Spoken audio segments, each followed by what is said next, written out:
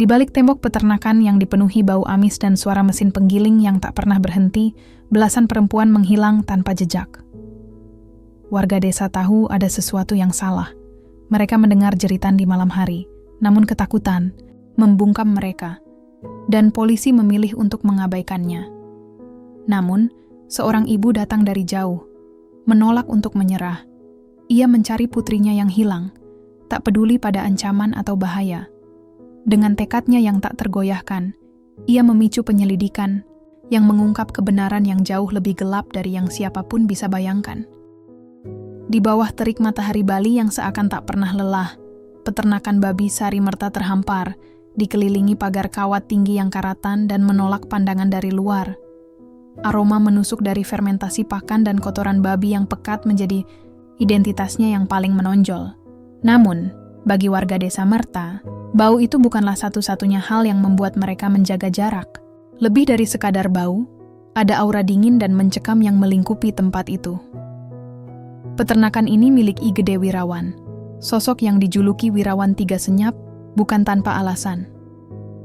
Konon, ia memiliki 3 ekor babi hitam besar yang tak pernah bersuara, dan Wirawan sendiri adalah orang yang sangat pendiam. Setiap malam, terutama saat angin laut bertiup kencang, warga sering mendengar suara aneh dari balik tembok peternakan. Ada yang mengira itu jeritan babi yang akan dipotong. Ada yang mendengar seperti suara mesin penggiling yang meraung-raung lebih dari biasanya. Tetapi tidak ada yang berani bertanya, apalagi melapor. Peternakan Wirawan terlalu besar, terlalu misterius, dan terlalu menakutkan bagi mereka. Ada ketakutan tak terucap yang menyebar di antara penduduk desa, seolah ada rahasia gelap yang tersembunyi di balik jeruji besi dan bau amis. Di sebuah warung kopi sederhana, di tepi jalan yang sepi, 2 orang pria tua sedang berbincang dengan suara pelan. "Kau dengar kemarin malam?" bisik salah satu di antaranya. Matanya melirik ke arah peternakan di kejauhan. Suara itu lebih keras dari biasanya. "Aku tidak mau tahu," jawab yang lain, menggelengkan kepala. "Lebih baik kita tidak mencampuri urusan Tiga Senyap." Mereka pun terdiam, membiarkan topik itu berlalu begitu saja. Ketakutan itu nyata. Rumor mengatakan, siapa saja yang mencoba mencari tahu nasib pekerja yang tiba-tiba menghilang akan berakhir dengan nasib serupa.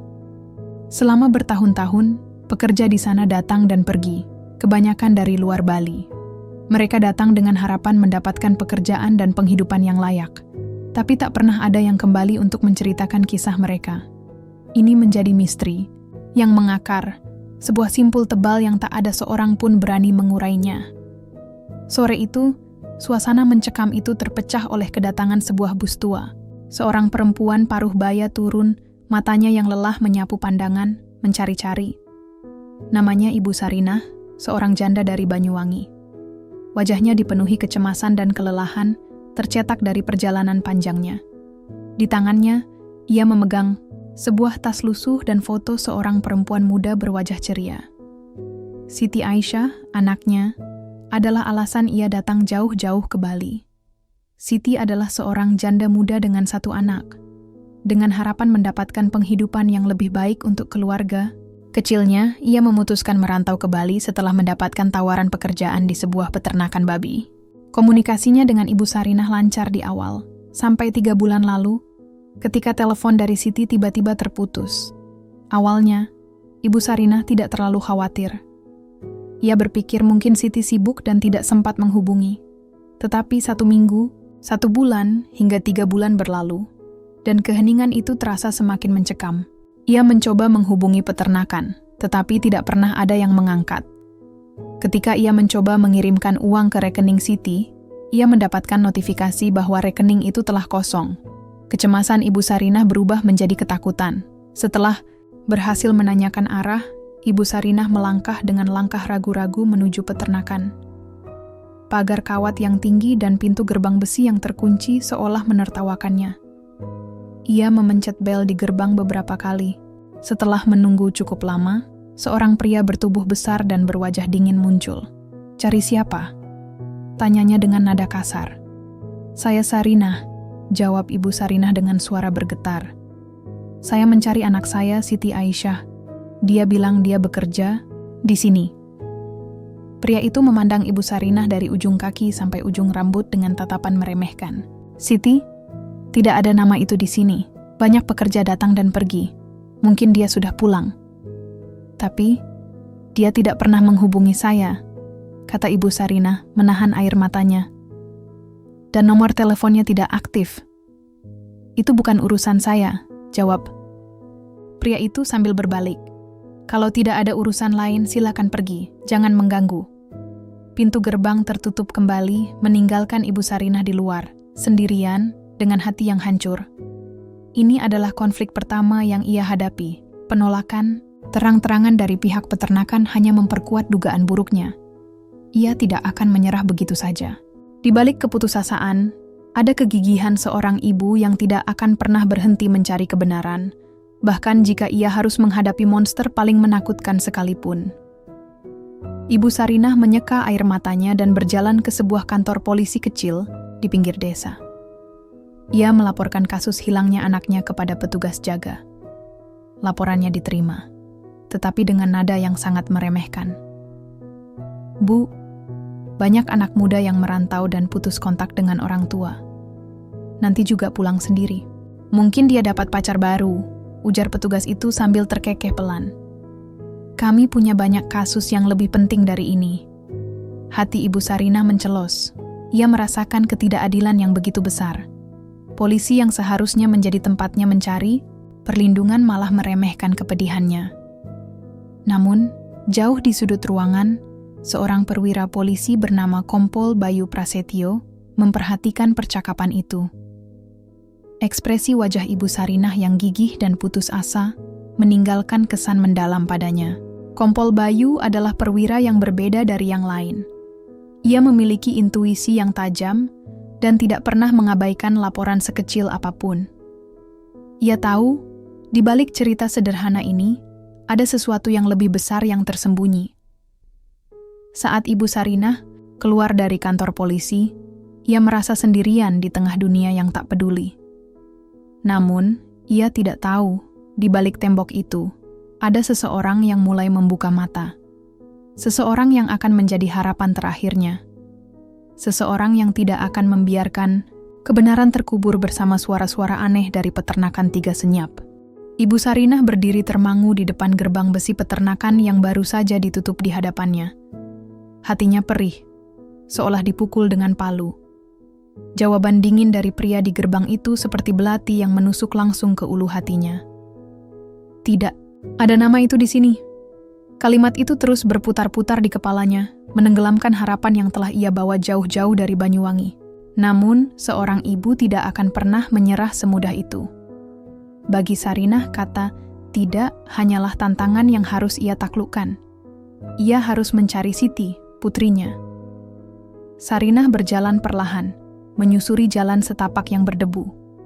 Matanya mengamati setiap wajah yang lewat, mencari secercah informasi. Ia menyadari bahwa di desa ini, ketakutan adalah bahasa yang umum.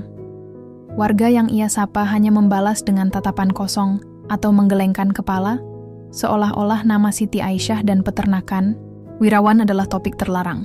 Tapi Sarinah tidak putus asa.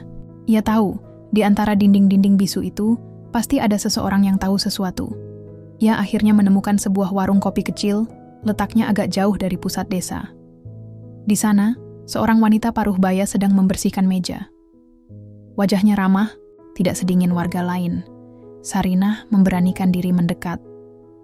"Permisi, Bu," sapa Sarinah dengan suara serak. "Saya dari Banyuwangi. Saya mencari anak saya, Siti. Dia katanya bekerja di peternakan babi itu." Wanita itu berhenti sejenak, wajahnya berubah cemas. "Peternakan Tiga Senyap?" tanyanya dengan nada berbisik. "Maaf, Bu, saya tidak tahu apa-apa."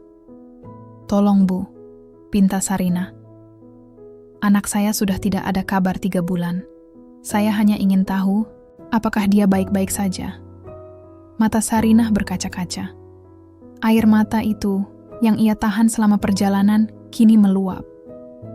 Hati wanita pemilik warung itu luluh. Ia lalu mengajak Sarinah duduk di sudut tersembunyi. "Saya tidak berani bicara keras-keras, Bu," bisiknya. "Tapi Memang banyak yang bilang, kalau sudah masuk ke sana, orang-orang itu jarang keluar lagi. Pekerja dari luar pulau biasanya. Mereka dikasih janji manis, gaji besar, tapi begitu masuk, seperti ditelan bumi. Sarinah menggenggam erat foto Siti di tangannya. Ia ingin tahu apa yang sebenarnya terjadi di dalam peternakan itu. Kenapa pekerja-pekerja ini menghilang begitu saja? Apa yang disembunyikan Wirawan Tiga Senyap? Konflik batin Sarinah semakin kuat. Ia merasa ia berjuang sendirian melawan tembok besar ketakutan warga dan ketidakpedulian aparat. Ia telah melaporkan kehilangan putrinya ke kantor polisi, tetapi tidak ada tindak lanjut. Laporannya seperti angin lalu, diabaikan begitu saja. Ini adalah konflik yang lebih besar daripada sekadar menemukan Siti. Ini adalah perjuangan melawan sistem yang korup dan apatis. Tidak menyerah, Sarinah memutuskan untuk terus mengumpulkan informasi dari warung ke warung, dari warga ke warga. Ia tidak peduli dengan tatapan curiga dan bisik-bisik yang mengiringi langkahnya. Ia hanya memikirkan Siti, senyum Siti, dan cucunya yang menunggu ibunya pulang di Banyuwangi. Di sisi lain, di dalam kantor polisi, sebuah file tebal diletakkan di atas meja Kompol Bayu Prasetyo. File itu berisi laporan kehilangan sejumlah perempuan. Selama 5 tahun terakhir, semuanya dari luar Bali dan semuanya bekerja di peternakan babi. Kompol Bayu adalah perwira yang dikenal teliti dan tidak mudah percaya pada apa yang tampak di permukaan. Ia telah membaca laporan Ibu Sarinah yang ia dapatkan secara diam-diam dari seorang petugas yang simpatik. Bayu mengamati detail-detail kecil. Laporan-laporan itu, meskipun berasal dari keluarga yang berbeda, memiliki pola yang sama. Semua korban adalah perempuan muda, rata-rata berusia 20-30 tahun. Komunikasi mereka dengan keluarga terputus setelah mereka mulai bekerja di peternakan. Dan yang paling aneh, rekening bank mereka, yang sebelumnya selalu terisi, tiba-tiba dikuras, habis. Semua petunjuk ini mengarah pada satu nama. I Gede Wirawan. Ini bukan kasus orang hilang biasa, gumam Bayu pada dirinya sendiri. Ini lebih dari itu. Ini kejahatan yang terorganisir. Ia memanggil seorang stafnya. Coba kau selidiki lebih dalam semua laporan kehilangan dari peternakan itu. Cari tahu siapa pemiliknya. Cek latar belakangnya. Kompol Bayu tahu bahwa ini adalah langkah berani. Peternakan Wirawan memiliki nama yang menakutkan, dan ia tahu betul bahwa banyak petugas lain yang enggan menyentuh kasus ini karena alasan yang tidak terucapkan. Tetapi, melihat kegigihan Ibu Sarinah, ia merasa terpanggil. Ibu ini berani datang jauh-jauh untuk mencari kebenaran, dan ia, sebagai perwira polisi, tidak boleh membiarkan pengorbanannya sia-sia. Sarinah, yang tidak tahu ada seorang perwira polisi yang menaruh perhatian pada kasusnya, terus berjuang di luar. Ia kembali mendatangi pintu gerbang peternakan, kali ini ia hanya menunggu. Ia berharap melihat salah satu pekerja, mungkin ada yang bisa ia ajak bicara. Namun, setiap orang yang masuk atau keluar hanya menunduk, menghindari kontak mata. Mereka semua tampak ketakutan.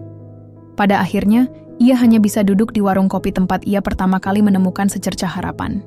Ia menatap jalan yang sepi, dengan peternakan yang menjulang di kejauhan, diselimuti bayangan senja. Ketakutan, keputusasaan, dan kekejaman terasa begitu nyata. Namun, di balik semua itu, ada api harapan yang tak pernah padam di dalam diri Sarinah. Api itu menyala terang, memberinya kekuatan untuk terus berjuang, meskipun ia merasa sendirian di dunia ini. Ia tidak tahu bahwa tindakannya, yang dianggap sepele oleh banyak orang, telah memicu sebuah penyelidikan besar. Tanpa disadari, kegigihan seorang ibu telah menarik perhatian seorang perwira yang akan membuka tabir gelap di balik Tiga Senyap. Malam itu, di bawah langit Bali yang mulai gelap, takdir mempertemukan kegigihan seorang ibu dan kecerdasan seorang polisi untuk membongkar misteri yang selama ini tersembunyi. Kompol Bayu Prasetyo mengamati Ibu Sarinah yang keluar dari kantornya dengan bahu merosot dan wajah penuh keputusasaan. Hatinya tergerak. Ia melihat refleksi dari semangat yang sama yang ia miliki dalam mengejar kebenaran, sebuah semangat yang seringkali dihancurkan oleh birokrasi dan ketidakpedulian. Laporan yang diajukan Sarinah telah dicatat, tetapi ia tahu bahwa laporan itu akan segera berakhir di tumpukan arsip, dilupakan seperti banyak kasus orang hilang lainnya. Sore itu, Kompol Bayu memutuskan untuk mengabaikan rutinitasnya. Ia memanggil staf kepercayaannya, Aibtu Gede, ke ruangannya. Gede, seorang perwira yang telah bekerja dengannya selama bertahun-tahun, masuk dengan ekspresi ingin tahu. "Gede, lupakan semua kasus yang ada di meja kita sekarang," kata Bayu. Suaranya rendah dan serius. "Fokus kita sekarang adalah peternakan Sarimerta. Aku ingin kau selidiki diam-diam. Jangan sampai ada yang tahu." Gede mengerutkan dahi. "Peternakan Wirawan, Komandan? Kenapa tiba-tiba?" Bayu meletakkan file laporan orang hilang di atas meja. "Ada sesuatu yang tidak beres di sana. Wanita yang datang tadi, Ibu Sarinah, dia mencari putrinya. Dia bilang sudah 3 bulan tidak ada kabar. Tetapi ini bukan kasus tunggal, Gede. Aku punya firasat buruk tentang ini." "Firasat, Komandan?" tanya Gede, sedikit ragu. "Ya, firasat yang didukung oleh fakta," jawab Bayu, menunjuk pada file. "Sudah ada 16 laporan kehilangan perempuan dalam 5 tahun terakhir dari wilayah sekitar peternakan itu. Semuanya sama. Komunikasi terputus dan rekening mereka dikuras habis. Ini bukan kebetulan." Gede mengambil file itu dan membolak-baliknya. Matanya membesar saat ia membaca nama-nama dan pola-pola yang sama. Ada nama Siti Aisyah, anak Ibu Sarinah, di antara daftar itu. Gede yang biasanya skeptis, kini mulai merasakan ada sesuatu yang janggal. "Tidak ada yang berani melapor, Komandan," bisik Gede. "Warga desa takut dengan Wirawan. Mereka menyebutnya 3 senyap. Justru itu. Kalau masyarakat takut, berarti ada alasan kuat di baliknya," tegas Bayu. "Tugas kita adalah mencari tahu alasan itu. Cari informasi dari warga yang paling tidak terlihat, yang paling jauh dari peternakan. Jangan mendekat, jangan sampai ketahuan." Bayu tahu bahwa penyelidikan ini penuh risiko. Wirawan memiliki pengaruh, dan banyak orang di sekitar, bahkan di dalam kepolisian sendiri, mungkin enggan berurusan dengannya. Tetapi dedikasi polisi yang berintegritas seperti Bayu tidak bisa diukur oleh ketakutan atau bahaya. Ia bertekad untuk mengungkap kebenaran demi para korban dan keluarga mereka. Sementara itu, Ibu Sarinah, setelah merasa sia-sia di kantor polisi, kembali ke desa. Ia duduk di sebuah bangku di pinggir jalan, memikirkan langkah selanjutnya. Ia tidak bisa pulang ke Banyuwangi tanpa membawa kabar tentang anaknya. Ia menyadari bahwa ia harus mengandalkan dirinya sendiri. Ketika malam tiba, ia melihat seorang pria paruh baya mengendarai sepeda motor butut pulang dari sawah. Ia memberanikan diri untuk menghentikannya. "Maaf, Pak," sapanya. "Saya mencari anak saya yang bekerja di peternakan babi itu. Saya mohon, apakah Bapak pernah melihatnya?" Sarinah menunjukkan foto Siti. Pria itu menatap foto itu, lalu menatap Sarinah, matanya penuh iba. "Ibu, lebih baik Ibu pulang. Tempat itu bukan tempat yang baik." "Tapi, kenapa?" desak Sarinah, air matanya menetes. "Apa yang terjadi pada anak saya? Tolong beritahu saya." Pria itu menghela napas panjang. "Anak Bapak Kertayasa. Dia dulu bekerja di sana. Hilang begitu saja. Bapaknya coba cari tahu. Tapi, Wirawan menyuruhnya berhenti, atau ia akan berurusan dengan masalah yang lebih besar. Sejak saat itu, semua orang takut. Katanya Wirawan punya orang dalam di mana-mana. Informasi ini, meskipun samar, seperti potongan teka-teki yang mulai menyatu bagi Sarinah.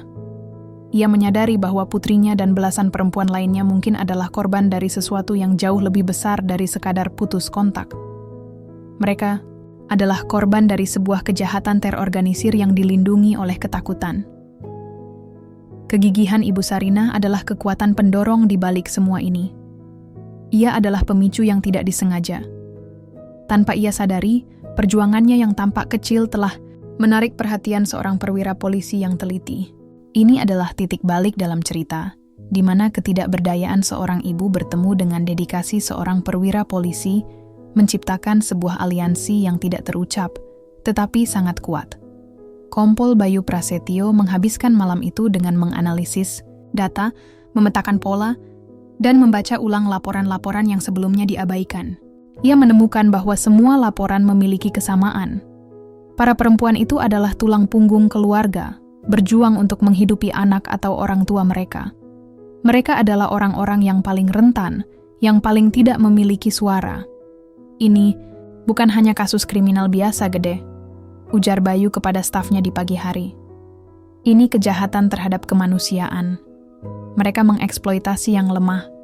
Kita tidak bisa diam saja. Bayu mengambil keputusan besar. Ia akan membentuk tim kecil secara diam-diam untuk mengumpulkan bukti yang lebih kuat, bukti yang tidak bisa diabaikan oleh siapapun. Ia akan mengambil risiko. Ia akan mengirim seorang perwira untuk menyamar. Ini adalah satu-satunya cara untuk membongkar misteri yang diselimuti ketakutan dan keheningan di balik tembok peternakan 3 Senyap. Di luar kantor, matahari pagi menyinari jalanan, tetapi di dalam, sebuah rencana besar sedang dirumuskan, sebuah rencana yang akan membuka tabir gelap dari kejahatan yang selama ini tersembunyi. Kompol Bayu Prasetyo menatap peta yang membentang di atas mejanya, dipenuhi pin-pin berwarna merah yang menandai lokasi laporan orang hilang.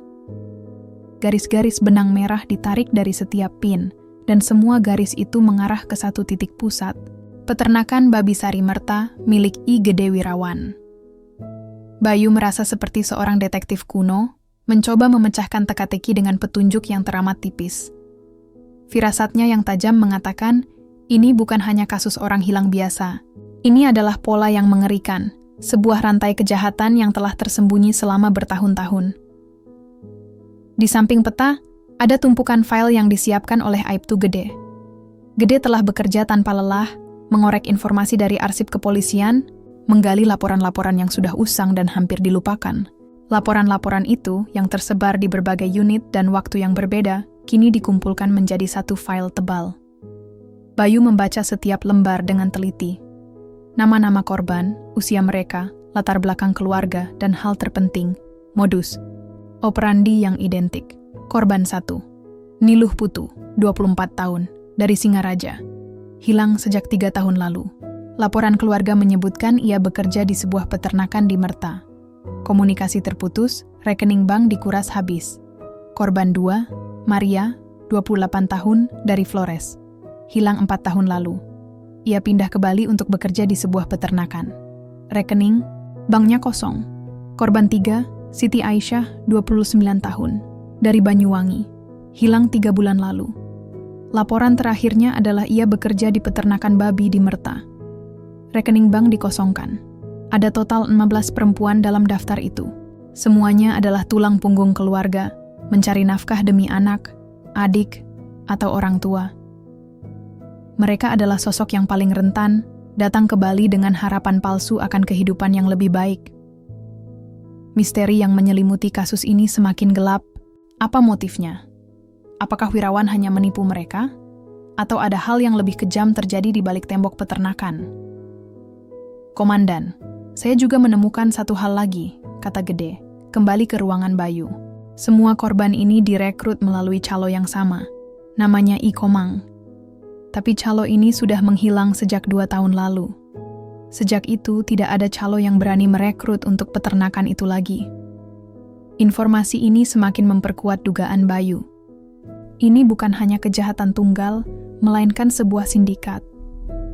Mereka memancing perempuan-perempuan dari luar Bali yang tidak memiliki jaringan keluarga di sini, sehingga hilangnya mereka tidak menimbulkan kecurigaan besar. Laporan keluarga yang datang seringkali diabaikan oleh polisi setempat, yang menganggapnya sebagai masalah pribadi. Konflik antara keadilan dan ketidakpedulian birokrasi ini menjadi tantangan terbesar bagi Kompol Bayu. Bayu menyadari bahwa Wirawan tidak hanya kejam, tetapi juga cerdas dan licin. Ia berhasil menutupi jejaknya selama bertahun-tahun. Ia tahu bagaimana cara memanfaatkan celah dalam sistem hukum dan kelemahan dalam masyarakat yang didominasi oleh ketakutan dan gosip. Kita tidak bisa melakukan ini secara resmi, tegas Bayu. Kalau kita buka kasus ini, pasti akan ada pihak-pihak yang mencoba menutupi. Kita harus bertindak cepat dan diam-diam. Bayu memutar kursi, menatap keluar jendela.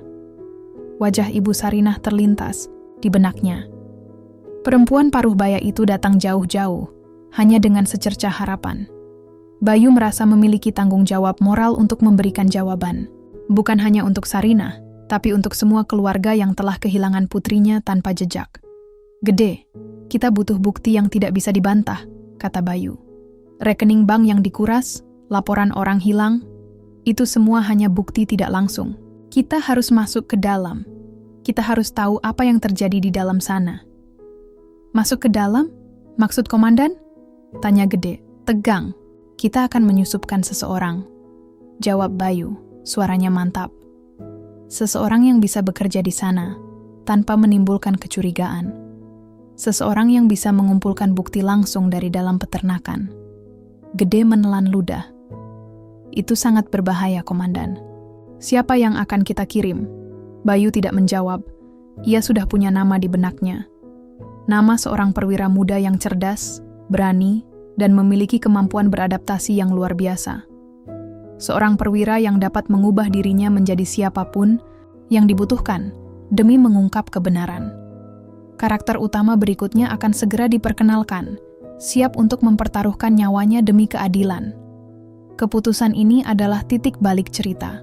Kompol Bayu, yang sebelumnya hanya mengandalkan intuisi dan data, kini siap untuk mengambil risiko besar demi mengungkap kebenaran yang mengerikan. Ia tahu bahwa ini adalah satu-satunya cara untuk membongkar misteri yang diselimuti oleh ketakutan dan keheningan di balik tembok peternakan Tiga Senyap. Ruangan kerja Kompol Bayu Prasetyo dipenuhi asap rokok. Ia menatap seorang perempuan muda di hadapannya, tatapan yang penuh kekhawatiran dan kebanggaan. Perempuan itu adalah Bribtu Ayu Lestari, seorang perwira polisi wanita dengan rekam jejak yang mengesankan. Ayu dikenal karena kecerdasannya, keberaniannya, dan terutama kemampuannya untuk beradaptasi. Ia tidak seperti polisi wanita pada umumnya. Ia tangguh dan memiliki insting tajam yang seringkali menyamai Bayu. Ayu, ini bukan tugas biasa, kata Bayu, mematikan rokoknya. Ini tugas yang sangat berbahaya. Kau akan menyamar sebagai pekerja di peternakan babi Sarimerta milik I Gede Wirawan. Kau akan tinggal di sana, bekerja, dan mencari tahu apa yang sebenarnya terjadi pada para perempuan yang hilang. Ayu tidak bergeming, wajahnya tetap tenang, hanya matanya yang menunjukkan ketegangan. Ia telah mendengar desas-desus tentang peternakan itu. Kisah-kisah horor yang beredar di kalangan warga. Tapi ketakutan itu tidak cukup untuk menghentikan tekadnya. Saya mengerti, komandan, jawab Ayu. Saya siap. Bayu menatapnya lurus-lurus. Ayu, kita tidak akan bisa membantumu jika sesuatu terjadi. Komunikasi akan sangat terbatas. Begitu kau masuk, kau sendirian. Jika kau merasakan bahaya, cari jalan keluar secepatnya. Nyawamu lebih penting dari kasus ini. Ayu mengangguk. Saya tahu risikonya, komandan. Tapi jika tidak ada yang berani masuk, kita tidak akan pernah tahu kebenarannya. Nya dan keluarga para korban tidak akan pernah mendapatkan keadilan. Tekad Ayu adalah apa yang Bayu harapkan. Ia tahu Ayu adalah pilihan terbaik untuk misi ini. Ayu telah dilatih untuk situasi-situasi berisiko tinggi, dan ia memiliki keberanian yang diperlukan. Sebelum keberangkatan, Ayu mempelajari semua detail yang telah dikumpulkan Bayu. Ia membaca profil 16 perempuan yang hilang, mencerna pola-pola yang ditemukan, dan mencoba memahami psikologi mereka. Ia akan pergi ke sana sebagai seorang wanita lugu yang putus asa, yang berharap mendapatkan pekerjaan untuk menghidupi keluarganya. Beberapa hari kemudian, dengan tas ransel lusuh dan dokumen palsu, Ayu tiba di depan gerbang peternakan Sarimerta. Penampilannya sengaja dibuat sederhana, seolah ia baru saja tiba dari desa. Ia memencet bel dan menunggu dengan jantung berdebar. Pria yang sama yang menolak Ibu Sarinah keluar. Ia memandang Ayu dari ujung kaki hingga ujung rambut. Cari kerja? Tanyanya dengan nada kasar. Ayu mengangguk, suaranya dibuat bergetar. Iya Pak, saya Bunga. Saya dengar di sini butuh pekerja. Dari mana? Jawa Timur Pak. Saya dengar gajinya lumayan di sini. Pria itu menyeringai. Lumayan? Tentu saja. Tapi kerjanya berat. Kau sanggup? Ayu mengangguk mantap. Pria itu, yang kemudian ia tahu bernama Wayan, membiarkan Ayu masuk. Gerbang besi itu tertutup di belakangnya. Suara berderitnya bagai suara pintu penjara yang menutup. Di dalam, bau amis yang menusuk langsung menyerbu hidungnya. Kondisi peternakan jauh dari kata layak. Kandang babi kotor, pekerja lain tampak murung dan kurus. Tidak ada yang berani berbicara satu sama lain. Suasana di sana sangat mencekam dan menakutkan. Konflik batin Ayu dimulai. Ia harus berpura-pura menjadi salah satu dari mereka, pekerja yang pasrah pada nasib, sambil tetap waspada dan mencari petunjuk. Ayu ditugaskan untuk membersihkan kandang babi. Ia bekerja dengan tekun, mengamati setiap sudut peternakan. Ia melihat para pekerja lain, kebanyakan wanita seperti dirinya. Mereka tidak pernah berbicara, hanya bekerja dalam diam di bawah pengawasan ketat Wayan dan pria lain yang dijuluki Ketut. Pakaian mereka kotor, mata mereka kosong, seolah-olah mereka bukan lagi manusia, melainkan budak. Di malam hari, semua pekerja dikunci di sebuah barak yang kumuh. Mereka tidak diizinkan membawa telepon genggam, semuanya disita oleh Wayan. Di dalam barak, Ayu mencoba menjalin komunikasi. Ia menawarkan makanan yang ia bawa dari luar, mencoba memecahkan keheningan. Namun, ia hanya mendapatkan tatapan curiga dan ketakutan. Mereka terlalu takut untuk berbicara. Misteri yang menyelimuti peternakan ini semakin dalam. Di mana para perempuan yang hilang itu? Apakah mereka masih hidup? Jika ya, kenapa mereka begitu takut? Ayu harus mencari tahu. Ia harus menemukan cara untuk menyelinap keluar barak dan mencari petunjuk. Nyawanya kini berada di ujung tanduk.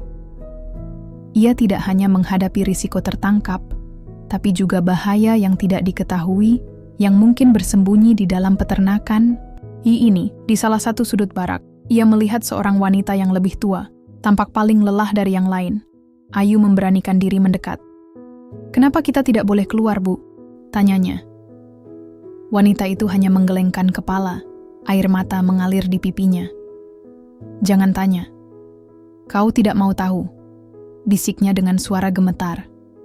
Kata-kata itu membuat bulu kuduk Ayu merinding.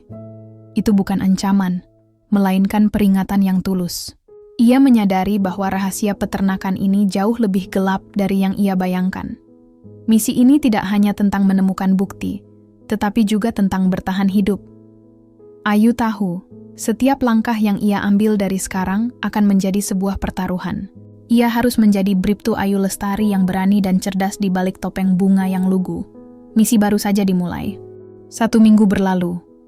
Bribtu Ayu Lestari, yang kini dikenal sebagai Bunga, telah berhasil berbaur dengan para pekerja lainnya, meskipun komunikasi di antara mereka sangat terbatas.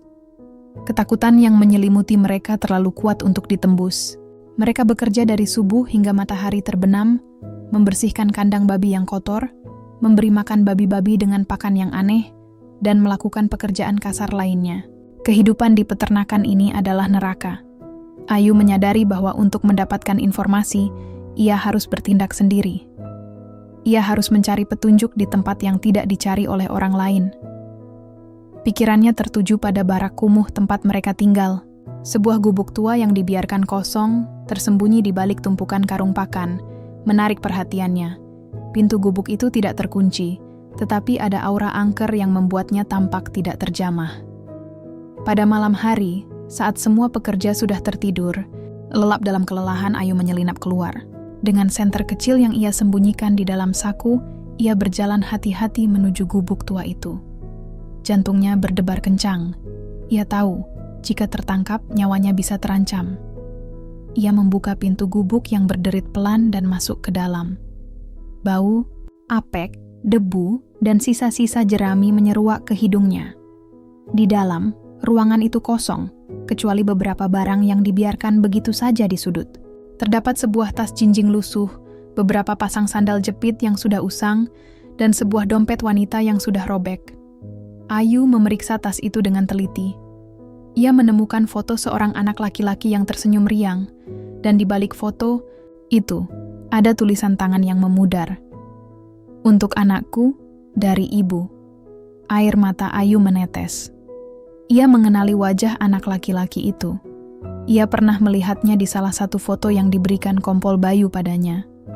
Foto itu adalah milik Siti Aisyah. Hati Ayu mencelos. Dugaan terburuknya semakin kuat. Ia terus menggeledah. Di bawah tumpukan pakaian kotor, ia menemukan sebuah buku catatan kecil yang bersampul kusam. Buku itu adalah sebuah diari. Dengan hati-hati, Ayu menyalakan senter kecilnya dan mulai membaca. Setiap tulisan tangan itu adalah sebuah jeritan yang terbungkam. Itu adalah buku catatan Siti Aisyah 7 Juni 2025. Aku tiba di sini hari ini. Pak Wirawan menyambutku dengan baik. Dia bilang, gajinya besar, cukup untuk biaya sekolah anakku. Peternakannya besar sekali. Tapi entah kenapa, aku tidak merasa nyaman. Pekerja lain tampak takut. Ada yang bilang, ada babi yang makan apa saja, bahkan bisa melahap satu karung pakan dalam sekejap. Namanya si Tiga Senyap. Ayu membalik halaman. Tanggal dan isinya semakin membuat bulu kuduknya merinding. 20 Juli 2025. Seorang teman kerja, namanya Maria, tiba-tiba menghilang. Aku bertanya pada Wayan. Katanya dia dipindahkan ke tempat lain karena tidak kuat kerja. Tapi aku tidak yakin. Maria bilang dia sangat butuh uang untuk keluarganya. Tidak mungkin dia pergi begitu saja. Tuh. Agustus 2025. Ada suara-suara aneh dari gudang belakang. Seperti jeritan, lalu diikuti suara mesin yang bergemuruh. Aku bertanya pada teman yang lain. Mereka hanya diam, ketakutan. Mereka hanya menunjuk ke arah mesin penggiling pakan. Mengerikan. 10 Agustus 2025. Aku takut. Aku ingin pulang. Aku ingin bertemu anakku. Tapi kami tidak diizinkan keluar. Telepon genggam kami disita. Pak Wirawan bilang itu untuk alasan keamanan. Tapi aku tahu, ini adalah jebakan. Aku ingin lari. Aku ingin melapor. Tapi bagaimana caranya? Aku tidak punya teman di sini, dan aku tidak tahu jalan. Halaman terakhir diari itu berisi tulisan yang tergesa-gesa. 20 Agustus 2025. Wayan datang ke barak. Dia menyebut namaku. Aku tidak tahu kenapa. Dia bilang, ada hadiah dari Pak Wirawan. Aku sangat takut. Kalau terjadi sesuatu padaku, tolong, cari tahu apa yang terjadi di sini. Mereka tidak hanya mengurung kami. Mereka juga... Tulisan itu terputus. Jantung Ayu serasa berhenti. Ia tahu, buku catatan ini adalah bukti kunci yang ia butuhkan. Ini adalah misteri yang akhirnya terpecahkan. Wirawan tidak hanya menyandera mereka, ia juga melakukan sesuatu yang lebih kejam. Suara jeritan dan mesin penggiling yang didengar warga. Itu semua bukan sekadar cerita. Itu adalah bagian dari kejahatan yang tersembunyi. Ayu menyembunyikan buku catatan itu di balik pakaiannya. Ia tahu ia tidak bisa menunggu lebih lama lagi. Ia harus mengirimkan informasi ini kepada Kompol Bayu secepatnya. Tetapi bagaimana caranya? Semua jalur komunikasi terputus. Ia harus kembali ke barak, berpura-pura tidak terjadi apa-apa. Dengan buku catatan Siti Aisyah yang kini ada di tangannya, misi ini berubah dari sekadar penyelidikan menjadi sebuah misi penyelamatan. Ia bukan hanya berusaha membongkar kasus, tetapi juga berpacu dengan waktu untuk menyelamatkan nyawa para perempuan yang masih terkurung di peternakan. Saat ia berjalan kembali ke barak, ia melihat siluet seseorang di kegelapan. Ia menahan napas. Siapa itu? Bisik seseorang dari bayangan. Ayu membeku, dan saat itu, ia menyadari bahaya yang mengancamnya kini semakin nyata. Ia bukan lagi seorang polisi yang menyamar, ia adalah korban berikutnya. Bribtu Ayu Lestari membeku, jantungnya berpacu kencang. Ia menyembunyikan buku catatan Siti Aisyah di balik punggungnya. Suara itu, yang berasal dari bayangan, membuat bulu kuduknya merinding. Siapa itu? Bisik suara itu lagi. Ayu bersiap untuk menghadapi yang terburuk. Tangannya sudah siaga, siap melawan jika diperlukan. Tiba-tiba, seorang wanita tua keluar dari bayangan. Wajahnya yang keriput dan penuh bekas luka terlihat jelas di bawah sinar rembulan yang redup. Ia adalah wanita yang sama yang Ayu temui di barak, yang pernah memberinya peringatan. "Kamu siapa?" tanya wanita itu dengan suara pelan dan serak. Ia menatap Ayu dengan mata yang penuh ketakutan, tetapi juga sedikit rasa iba. Ayu menurunkan kewaspadaannya. "Saya Bunga. Saya tidak bisa tidur. Saya hanya mencari udara segar." Wanita itu tersenyum sedih. "Di tempat ini tidak ada udara segar. Semuanya busuk, termasuk rahasia di baliknya." Ia lalu menunjuk ke sebuah pintu besi besar di belakang gubuk tua. "Apa yang kau cari di sana?" tanyanya. Suaranya mengandung nada tahu. Ayu tidak menjawab, tetapi wanita itu sudah mengerti. "Kau tidak seperti yang lain," bisiknya. "Kau punya api di matamu, seperti salah satu dari mereka yang pergi, yang tidak pernah kembali." Ia melangkah lebih dekat, menatap mata Ayu.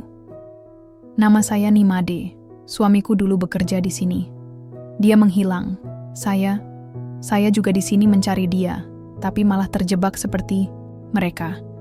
Kami semua di sini karena janji palsu dan mimpi buruk." Nimade, dengan ketakutan yang mendalam, menceritakan sebuah rahasia yang ia dapat dari bisik-bisik yang ia dengar dari para pekerja lama.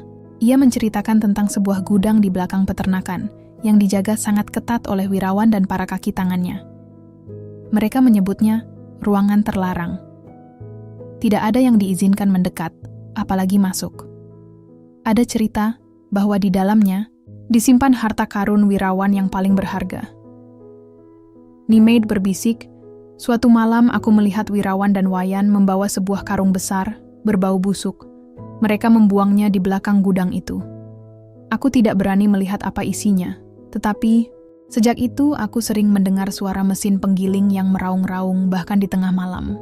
Jantung Ayu berdegup kencang. Misteri yang menyelimuti peternakan itu semakin terang.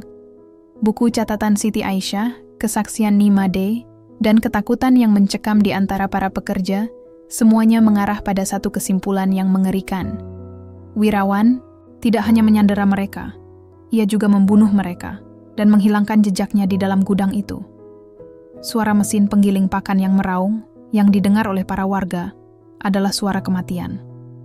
Nimade lalu melanjutkan, "Tolong, jika kau bisa keluar dari sini, tolong beritahu mereka. Jangan biarkan kami mati sia-sia." Ayu mengangguk. Ia tidak tahu bagaimana caranya keluar, tetapi ia berjanji pada dirinya sendiri, pada Nimade, dan pada arwah Siti Aisyah, dan para perempuan lainnya, bahwa ia akan keluar dan membongkar kejahatan ini. "Di mana gudang itu?" tanya Ayu. Nimade menunjuk ke arah belakang peternakan, tempat yang diselimuti oleh kegelapan dan tumpukan karung-karung kosong. "Di sana. Tapi kau tidak akan bisa masuk. Selalu ada yang berjaga." Peringatan itu tidak menghentikan Ayu. Sebaliknya, hal itu memicu tekadnya. Ia berterima kasih pada Nimade dan kembali ke barak. Di sana, ia berbaring, tetapi tidak bisa tidur.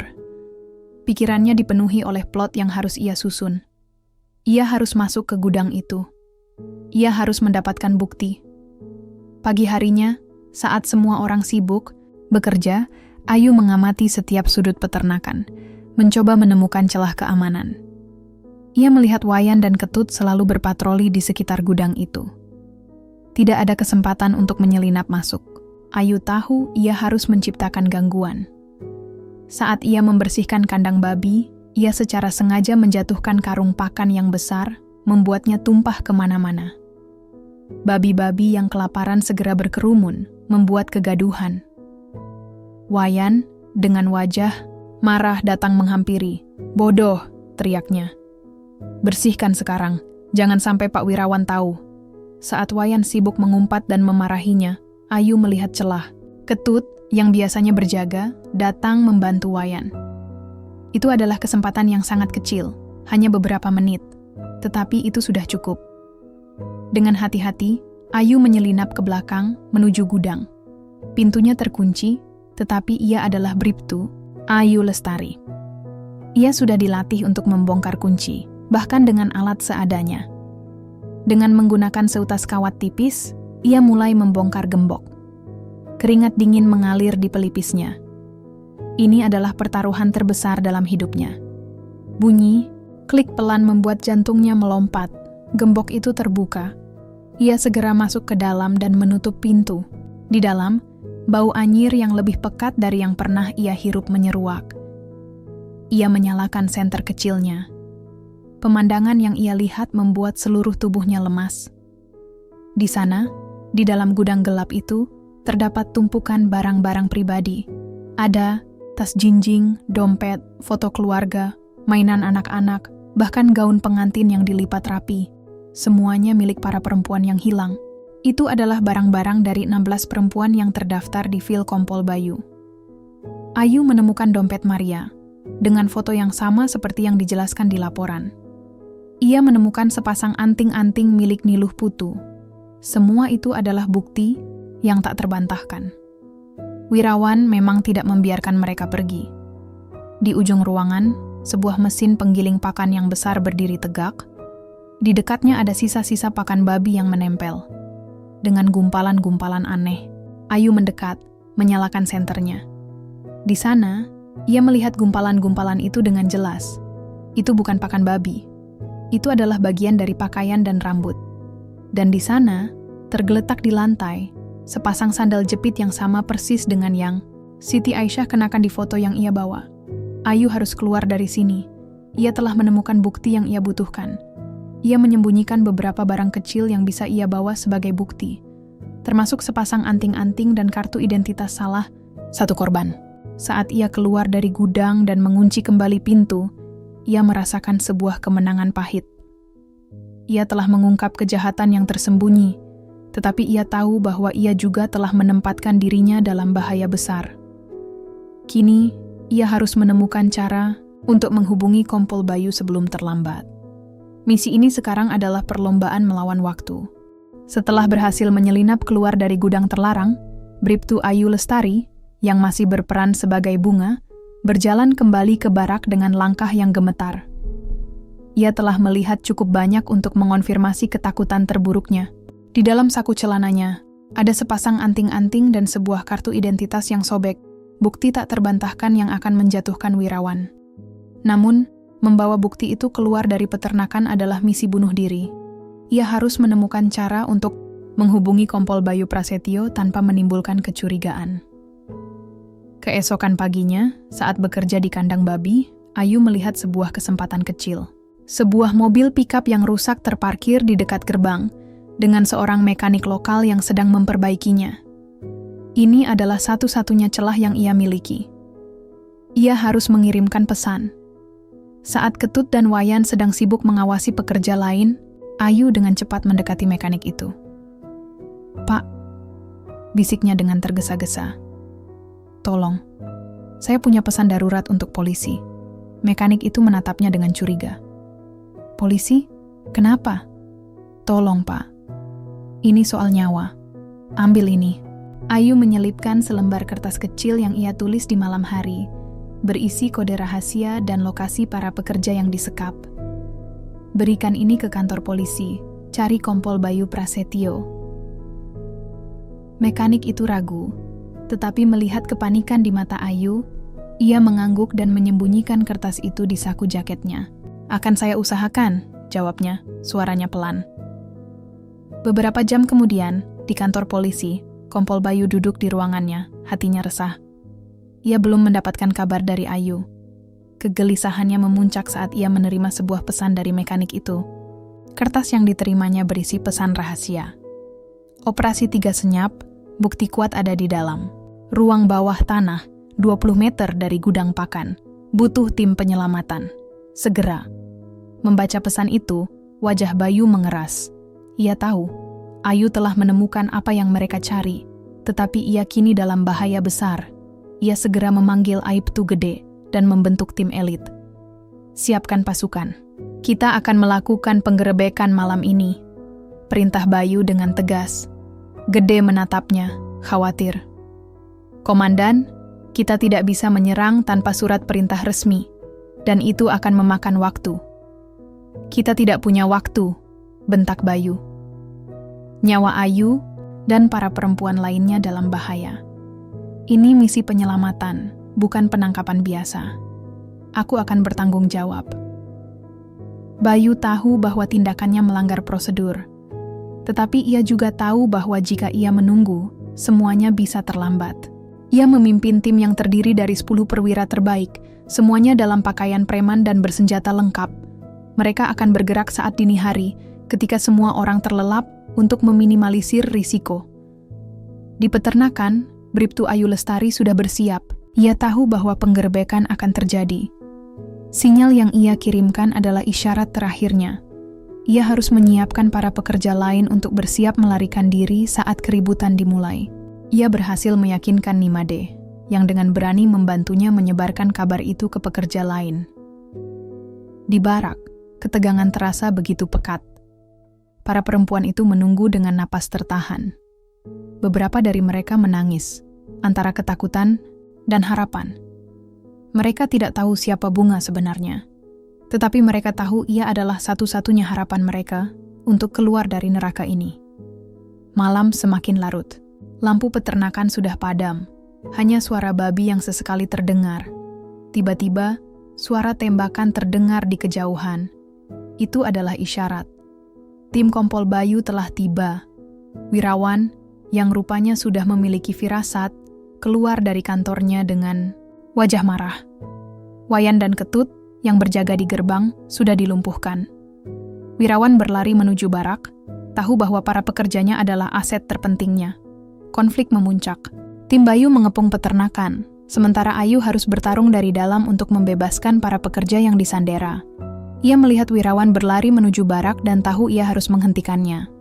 Ia berteriak kepada para pekerja untuk tetap di dalam dan bersiap-siap untuk melarikan diri saat kesempatan tiba.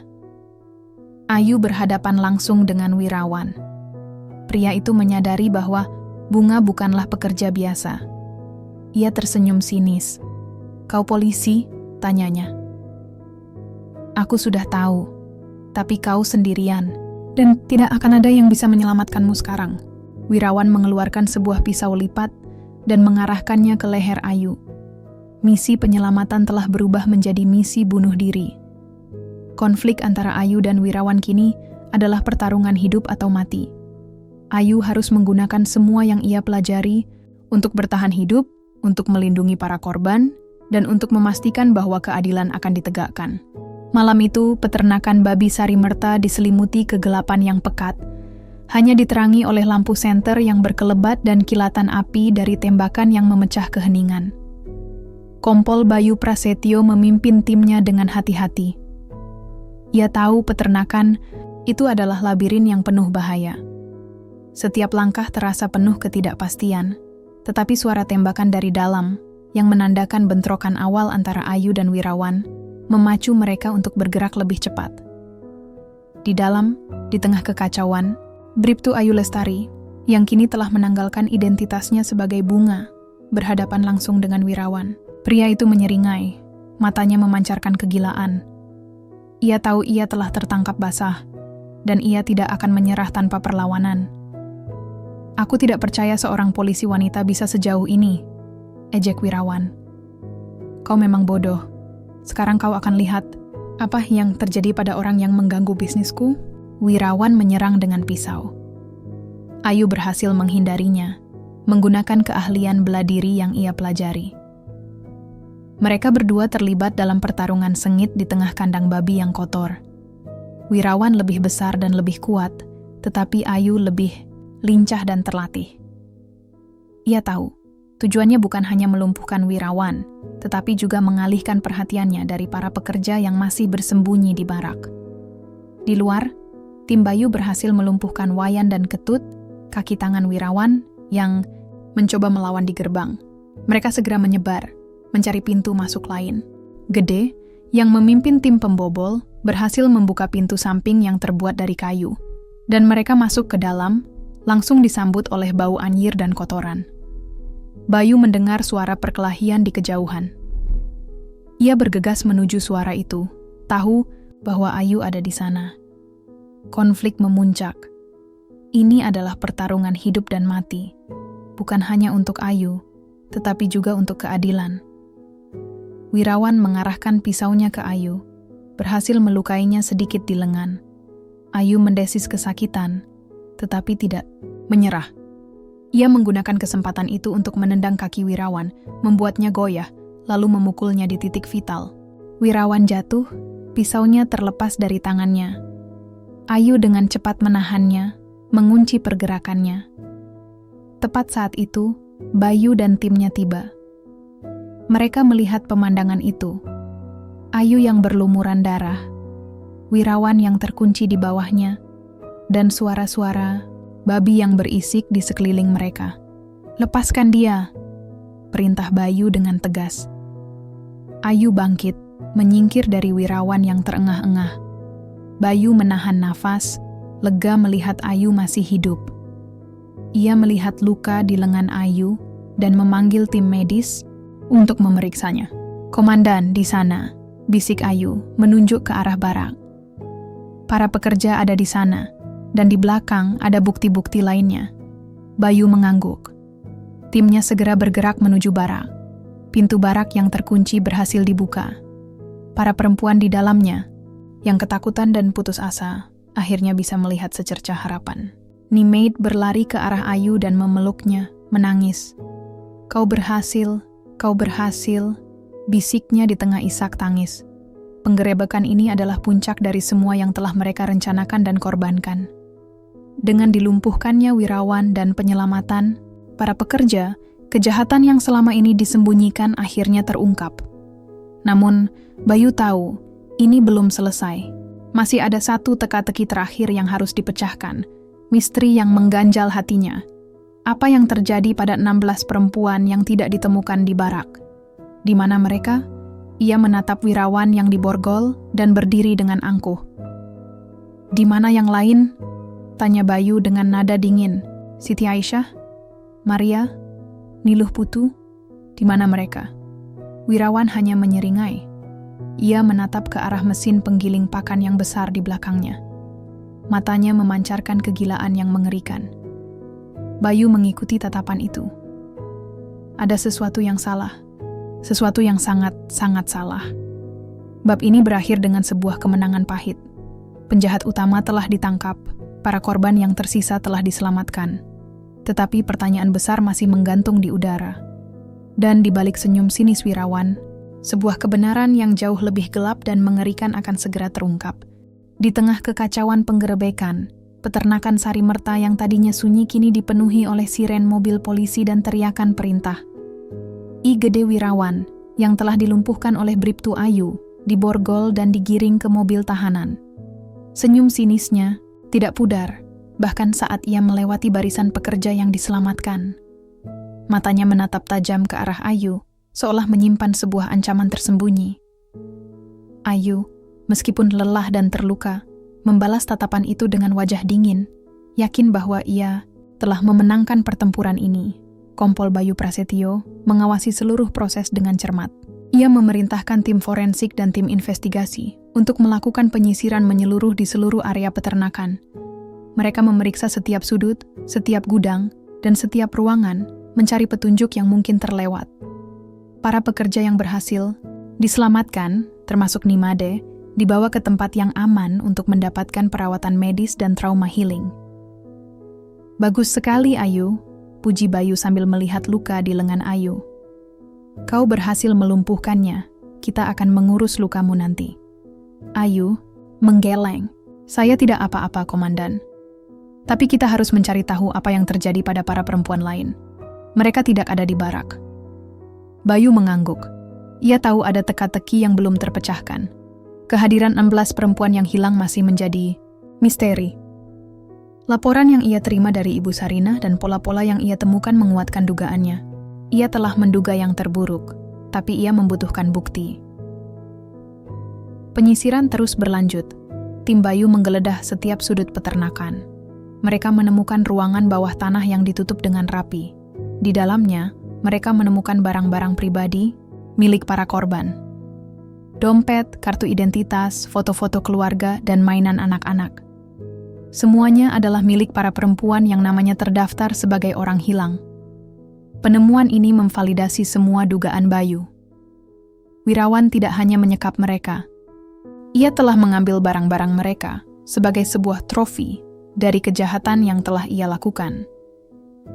Di luar, tim forensik mulai menaruh perhatian pada mesin penggiling pakan yang berukuran besar, yang berdiri di sudut terpencil peternakan.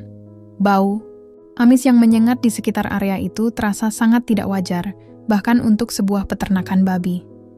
Seorang teknisi yang bertugas memeriksa mesin itu menoleh ke arah kompol Bayu, wajahnya pucat. "Komandan, sepertinya ada yang tidak beres dengan mesin ini," ujarnya dengan suara bergetar. Bayu mendekat. Ia melihat ada gumpalan-gumpalan aneh yang bercampur sisa pakan babi di dekat mesin itu. Dengan hati-hati, ia dan timnya memeriksa gumpalan tersebut. Mereka menemukan fragmen-fragmen kecil berwarna putih, menyerupai tulang yang tampak sudah hancur dan tergiling. Perut Bayu mual. Ia tahu apa artinya ini. Namun, ia tidak berani mengatakannya. "Kumpulkan semuanya sebagai barang bukti," perintahnya dengan suara pelan. "Kirim ke laboratorium forensik untuk otopsi. Semuanya." Ayu, yang melihat ekspresi wajah Bayu, merasa ada sesuatu yang sangat salah. Ia mengikuti Bayu ke arah mesin penggiling. Ia melihat gumpalan-gumpalan itu. Ingatannya kembali pada buku catatan Siti Aisyah yang menyebutkan suara aneh dari mesin itu. Ia melihat paku-paku di mesin, bekas darah yang telah mengering, dan bau yang begitu menjijikkan. Hati Ayu mencelos. Ia tidak tahu apa yang ia lihat, tetapi ia tahu bahwa itu adalah pemandangan yang paling mengerikan dalam hidupnya. Wirawan, yang saat itu akan dimasukkan ke dalam mobil polisi, menoleh ke arah mereka. Ia melihat Bayu dan Ayu menatap mesin penggiling. Wajahnya yang tegang tiba-tiba berubah, dan sebuah senyuman muncul di wajahnya. Senyuman yang penuh kepuasan, seolah-olah ia telah memenangkan permainan. Ia mengangguk pelan, seolah memberi isyarat bahwa mereka akhirnya menemukan rahasianya. Di saat itulah, sebuah kebenaran yang mengerikan dan tidak terduga terungkap. Balas dendam kemenangan yang dirasakan Bayu dan Ayu sejenak sirna, digantikan oleh kengerian yang tak terlukiskan. Mereka telah melumpuhkan 3 senyap, tetapi rahasia yang tersembunyi di baliknya jauh lebih kejam dari apapun yang pernah mereka bayangkan. Penangkapan Wirawan hanyalah awal dari terungkapnya tragedi yang sesungguhnya hari-hari setelah penggerebekan di peternakan Sarimerta terasa seperti mimpi buruk yang panjang. Media di seluruh Bali dan Indonesia memberitakan penangkapan I Gede Wirawan yang dijuluki Wirawan 3 Senyap. Kisah tentang penyelamatan para pekerja yang disekap menjadi berita utama, dan Kompol Bayu Prasetyo serta Bribtu Ayu Lestari dipuja sebagai pahlawan. Namun, di balik semua sorotan itu, Bayu dan Ayu diselimuti oleh kecemasan. Mereka masih menunggu hasil otopsi dari laboratorium forensik. Di ruangannya, Kompol Bayu duduk sendiri menatap laporan yang menumpuk. Perasaannya campur aduk antara kelegaan dan firasat buruk. Pemandangan gumpalan-gumpalan aneh di dekat mesin penggiling pakan masih terbayang jelas di benaknya. Ia berharap itu adalah sisa-sisa hewan, tulang babi yang tidak sengaja terbawa, atau hal lain yang tidak mengerikan. Namun, senyum sinis Wirawan saat ia melihat mereka menatap mesin itu terus menghantuinya. 3 hari kemudian, telepon dari laboratorium forensik berdering. Suara di seberang sana terdengar tegang dan penuh keprihatinan. Laporan otopsi telah selesai dan hasilnya mengejutkan. Bayu mendengarkan dengan napas tertahan, hatinya mencelos. Tangannya mencengkeram gagang telepon dengan erat. Apa yang kalian temukan?" tanya Bayu. Suaranya tercekat. Jawaban dari petugas forensik itu memecahkan semua harapan Bayu. "Komandan, fragmen-fragmen tulang itu adalah sisa-sisa tulang manusia," lapornya dengan suara gemetar. "Telah digiling halus oleh mesin, hancur berkeping-keping. Kami juga menemukan jejak-jejak DNA dari setidaknya 16 orang yang berbeda." Dunia Bayu terasa berputar. Plot twist yang paling mengerikan akhirnya terungkap. Wirawan tidak hanya menyekap para perempuan itu. Ia membunuh mereka dengan cara yang paling keji dan brutal. Ia menggunakan mesin penggiling pakan babi untuk menghancurkan tubuh mereka dan menghilangkan jejak. Suara jeritan yang didengar warga, suara mesin yang bergemuruh, itu semua adalah suara dari kejahatan yang tak terbayangkan. Bayu menutup telepon. Wajahnya pucat. Ia merasa mual. Ia memanggil Bribtu Ayu ke ruangannya. Ia harus memberitahunya. Ayu yang masih dalam masa pemulihan datang dengan wajah ingin tahu. Ia melihat ekspresi Bayu dan tahu ada sesuatu yang salah. "Ayu," kata Bayu. Suaranya penuh kepiluan. Hasil otopsi sudah keluar. Ia menjelaskan temuan dari laboratorium. Mata Ayu membelalak, tidak percaya. Ia teringat kembali pada buku catatan Siti Aisyah tentang suara jeritan, tentang hilangnya para pekerja, dan tentang bau busuk yang menyengat. Semua teka-teki itu kini terpecahkan, tetapi dengan cara yang paling mengerikan. Ia menyadari bahwa ia telah berjalan di atas kuburan massal tanpa menyadarinya. "Jadi, mereka tidak pernah ada di sini, Komandan," bisik Ayu. Air mata menggenang di matanya. Mereka sudah mati." Bayu mengangguk. Mereka telah terlambat. Semua yang mereka perjuangkan, semua risiko yang mereka ambil, ternyata sudah sia-sia. Para perempuan itu, termasuk Siti Aisyah, sudah tidak bisa diselamatkan. Penemuan ini menambah bobot dakwaan terhadap Wirawan. Ia tidak hanya didakwa atas penculikan dan penahanan, tetapi juga pembunuhan berantai. Kejahatannya yang tersembunyi selama bertahun-tahun kini terungkap di hadapan publik. Citra dirinya sebagai Wirawan 3 senyap yang hanya aneh dan menakutkan, kini berubah menjadi monster paling kejam. Berita ini menggemparkan seluruh Indonesia. Ibu Sarinah, yang masih berada di Bali, datang ke kantor polisi untuk menanyakan nasib anaknya. Bayu dan Ayu harus menanggung beban untuk menyampaikan kabar tragis itu padanya. Ibu Sarinah mendengarkan dengan tegar, tetapi air mata tidak berhenti mengalir di pipinya. Ia memeluk foto Siti Aisyah dengan erat, seolah-olah ia bisa merasakan kehadiran anaknya. Meskipun tragis, penemuan ini memberikan sebuah kemenangan yang berbeda. Kematian para perempuan itu tidak lagi menjadi misteri. Mereka yang selama ini dianggap hilang, kini ditemukan. Meskipun jasad mereka tidak utuh, setidaknya keluarga mereka tahu apa yang terjadi. Kebenaran yang selama ini disembunyikan akhirnya terungkap. Kisah ini adalah pengingat bahwa di balik ketenangan yang tampak, bisa bersembunyi kegelapan yang tak terbayangkan. Peternakan babi Sarimerta, yang tadinya hanya dianggap sebagai tempat kerja yang aneh, kini dikenal sebagai tempat pembuangan mayat. Dan sosok I Gede Wirawan, yang tadinya hanya dijuluki 3 senyap, kini dikenal sebagai pembunuh berdarah dingin. Ini adalah akhir dari penyelidikan, tetapi bagi Bayu dan Ayu, ini adalah awal dari sebuah babak baru. Mereka tahu ada banyak kejahatan lain yang tersembunyi di balik ketakutan masyarakat, dan mereka bertekad untuk mengungkapnya. Setelah temuan mengerikan dari laboratorium forensik, kasus peternakan Sarimerta menjadi sorotan nasional. I Gede Wirawan didakwa dengan pasal berlapis, termasuk pembunuhan berencana, penahanan ilegal, dan penggelapan. Kesaksian para pekerja yang diselamatkan, terutama dari Nimade, dan bukti fisik yang ditemukan oleh Bribtu Ayu Lestari, menjadi kunci dalam persidangan. Namun, yang paling memberatkan adalah laporan forensik yang mengonfirmasi bahwa mesin penggiling pakan babi telah digunakan untuk menghancurkan sisa-sisa tulang manusia dari setidaknya 16 perempuan.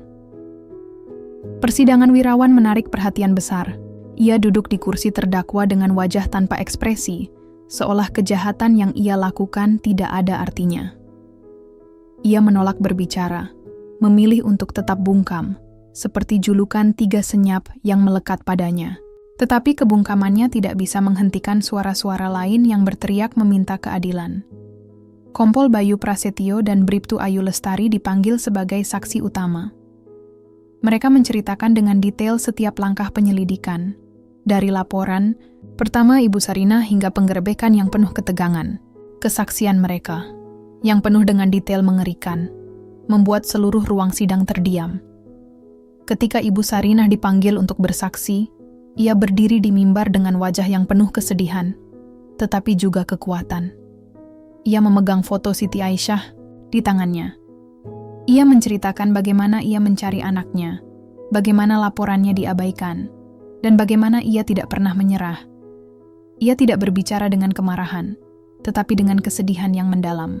Kesaksiannya bukan hanya tentang mencari anaknya, tetapi juga tentang kegigihan seorang ibu yang berjuang melawan ketidakadilan. Anak saya, Siti, dia pergi untuk memberikan kehidupan yang lebih baik bagi anaknya, kata Ibu Sarinah. Suaranya bergetar. Dia adalah perempuan baik yang hanya ingin bekerja. Dia adalah seorang pahlawan bagi anaknya, dan ia pantas mendapatkan keadilan. Meskipun jasad Siti Aisyah dan para perempuan lainnya tidak ditemukan, laporan forensik menjadi bukti yang tidak terbantahkan. Jaksa menuntut hukuman mati, sebuah tuntutan yang didukung oleh publik. Setelah melalui proses yang panjang, hakim membacakan putusan. Wirawan dinyatakan bersalah atas semua dakwaan, dan ia dijatuhi hukuman mati. Ruang sidang dipenuhi dengan sorak-sorai. Di luar, kerumunan warga dan keluarga korban menangis dan bersorak. Ini adalah balas dendam kemenangan bagi para korban yang telah tewas, dan bagi keluarga mereka yang telah menderita. Mereka yang selama ini dianggap hanya hilang, kini memiliki kebenaran dan keadilan yang utuh. Namun kemenangan ini terasa pahit bagi Ibu Sarinah. Ia mendapatkan keadilan, tetapi ia tidak akan pernah bisa memeluk putrinya lagi. Di luar pengadilan, ia mendekati Kompol Bayu dan Bribtu Ayu. Ia memeluk mereka satu persatu, air matanya membasahi seragam mereka. "Terima kasih," bisiknya. "Terima kasih telah menemukan anak saya. Meskipun sudah terlambat, setidaknya saya tahu apa yang terjadi. Hati saya tidak lagi bertanya-tanya." Bayu menatap Ibu Sarinah. Hatinya dipenuhi empati. Mereka telah memberikan kebenaran yang mengerikan, tetapi juga kedamaian yang mendalam. Mereka telah membongkar misteri yang selama ini disembunyikan di balik tembok peternakan, dan mereka telah memberikan suara bagi para korban yang telah dibungkam. Setelah kasus ini selesai, Kompol Bayu Prasetyo dan Bribtu Ayu Lestari mendapatkan penghargaan atas keberanian dan dedikasi mereka. Kisah mereka menjadi inspirasi bagi banyak orang. Kisah ini tidak hanya berakhir dengan penangkapan penjahat, tetapi juga dengan penegakan keadilan. Peternakan Sari Merta, yang tadinya menjadi simbol ketakutan, kini menjadi monumen bisu dari tragedi yang pernah terjadi. Dinding-dindingnya diruntuhkan, dan di atas tanahnya didirikan sebuah taman peringatan kecil dengan sebuah plakat yang berisi nama-nama para perempuan yang hilang, termasuk Siti Aisyah. Taman itu menjadi tempat bagi para keluarga untuk mengenang mereka, sebagai pengingat bahwa tidak ada kejahatan yang bisa disembunyikan selamanya. Balas dendam kemenangan yang paling sejati bukanlah hukuman mati bagi Wirawan, tetapi pengungkapan, kebenaran dan peringatan bagi orang-orang yang berani menindas kaum yang lemah. Kisah ini berakhir dengan sebuah kesadaran bahwa kegigihan seorang ibu, keberanian seorang polisi, dan kebenaran yang tak terucap akan selalu menang melawan kegelapan.